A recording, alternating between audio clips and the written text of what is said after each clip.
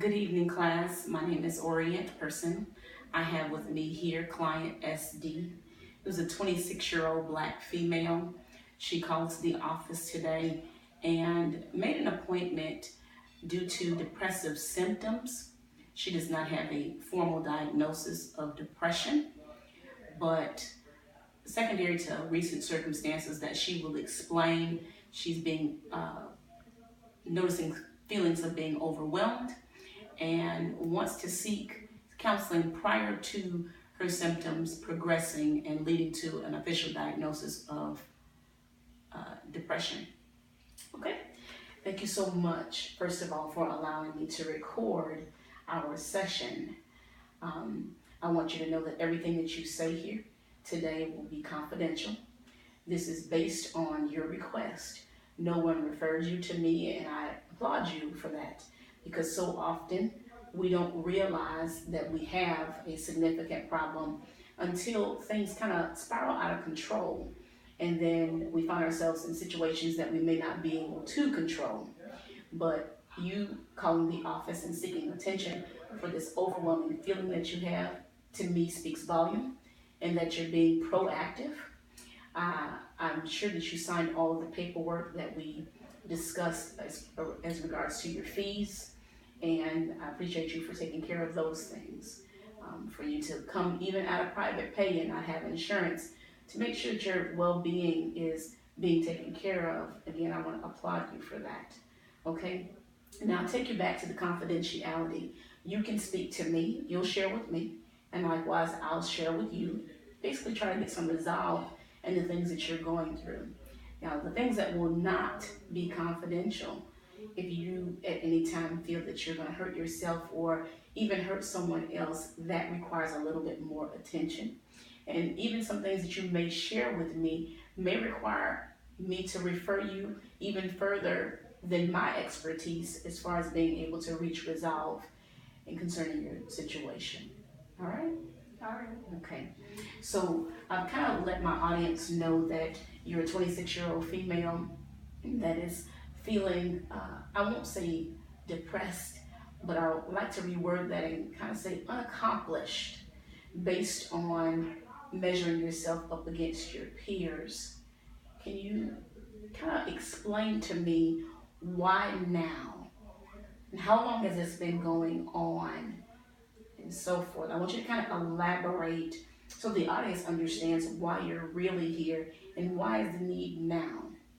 Well, last week I went to a dinner with some of my fellow peers from college, Mm-hmm. and after they were around the table discussing what we've done, the degrees, and I realized once it came down to me, I haven't really accomplished what a lot of my peers have. Okay, so explain to me some of the accomplishments that your peers have made. What kind of degrees are they operating in? They have master's degrees Okay. and bachelor's degrees already. Some of them are going back in for the last time, get their doctorate degree and going back to be a pharmacist. And Wow. that's what I wanted to be. Okay, so you originally wanted to be a pharmacist, and what are you actually now? A phlebotomist. Mm-hmm. And where do you work? Manatee Memorial Hospital. Okay. And you also mentioned that you were taking on an additional job. I noticed in the paperwork here that you were going on a mobile van. So that means that you actually have two jobs. Is that Yes. correct? Okay.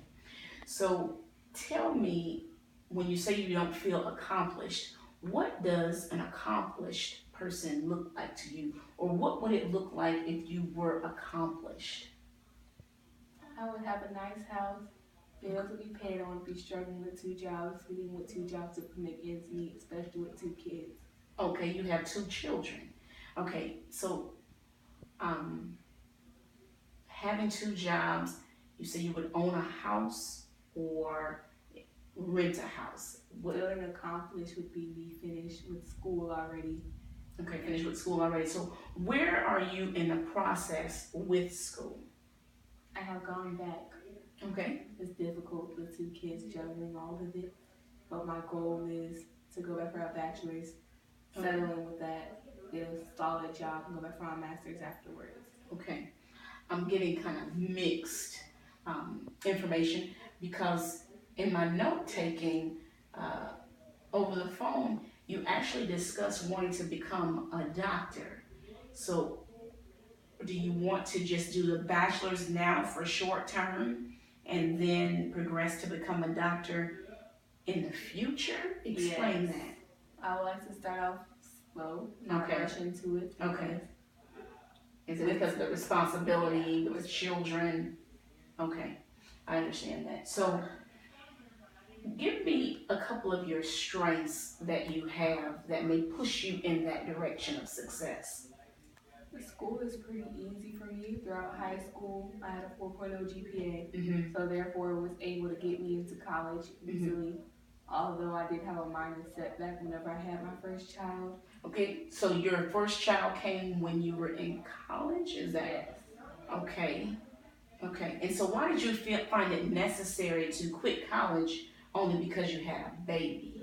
I decided to stay down here with the father, and Okay, then had a second child. So I've experienced domestic violence issues and etc. okay. So you came back to be with the father and trying, I guess, to continue to go to school. You found yourself pregnant yet again, and this relationship was kind of a violent one. Okay, but you're no longer in that relationship. No. Okay, okay. So, with all of I heard you say a setback. Have you ever considered that this setback basically could be setting you up for a major comeback? And when I say that, what I'm actually asking is if you consider to look at the situation in a different light, meaning, what if instead of saying what you have not achieved, say what you have achieved? You have accomplished to get rid of a domestic violence situation, which was a great choice, by the way. Okay? You are successfully, it seems, to be taking care of your children as a single parent. I know that in private we did discuss that you will not receive any assistance from child support or any welfare because you believe that he should take care of his children willfully and not be forced to take care of his children. Okay. Have you ever considered that you did not have these children or make these children on your own, and making him pay child support, although that's forceful, that's not a bad thing to make someone own up to their responsibility? Have you ever considered that? Yes, I have considered it, but I would rather just be independent and let him do it on his own than me trying to force him to do something, added extra stress onto my plate. Okay. Only reason why I said that is because you did mention you were working 2 jobs, and sometimes that extra financial support would free you up that you could go to college, achieve these goals that you're trying to achieve a little bit easier because you won't have the stress of working 2 jobs, not being able to see your children, and so forth. But we'll progress to that because I want you to really take a look deeper into that, and my goal is to make sure that you're using every avenue possible to get you out of this feeling, okay? I want to kind of make it clear to you that some of the feelings that you have, they're kind of voluntary. It's a choice.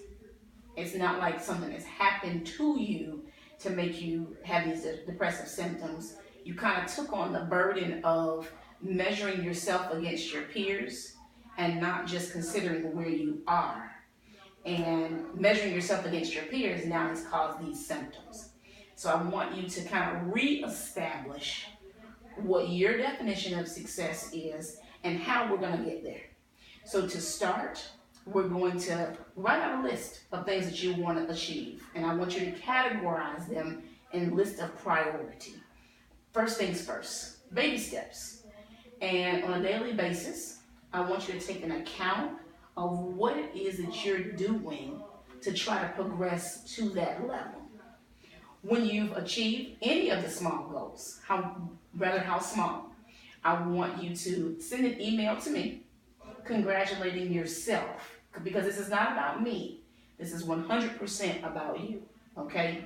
I want you to congratulate yourself and say, you know what? I made it happen. I looked online today and I found a school that I'm going to be enrolled in that's affordable. I filled out financial aid, and next semester I will be getting X amount of dollars, and that will help towards school expenses. Okay, those are just some examples. As far as employment is concerned, there may be some opportunities, because you do have an associate's degree in general studies, some opportunities for you to earn a degree earn a job that pays a little bit more, and you won't have to have two incomes, but rather one job that suffices for your financial needs, okay? And I want you to look at the list, and if you have not met some of the goals that you set for the day, also account for why those goals were not met and what we're doing to make sure that you are working towards them. Okay? Okay. All right. Is there anyone in your family that you can kind of use as a support person, if you will, that is meeting your standard of success? My aunt is going back to school for her doctorate degree now. She's a big role model for me because I've always wanted to be in the medical field, so I followed after her. Okay. Okay, so your aunt, I got you. And I just want to, before we close, I want you to understand, I've also felt the same way. If that gives you any type of resolve.